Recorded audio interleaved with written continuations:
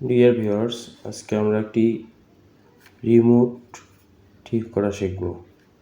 আমরা অনেক সময় বাসা বাড়িতে টিভি, এসি,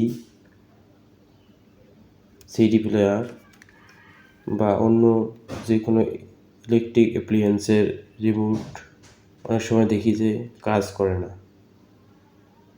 এরকম হলে আপনারা হঠাৎ করে রিমোটটাকে ফেলে দিবেন না। এই রিমোটে সহজেই এই রিমোটগুলো ভালো করা যায়। এই দেখেন, এখানে এই রিমোটটার প্রথম যে ব্যাটারি অংশটা আছে, এই ব্যাটারিটা আপনারা খুলবেন, খুলে ব্যাটারিটা চেঞ্জ করে দেবেন, দিয়ে দেখবেন যে রিমোটটা কাজ করে কি না। যদি ব্যাটারিটা চেঞ্জ করার পরও কাজ না করে, তাহলে আপনারা রিমোটটার এই যে দেখেন একটা দাগ আছে, এই দাগ দিয়ে এই রিমোটটাকে দুই ভাগ করে খুলে নেবেন।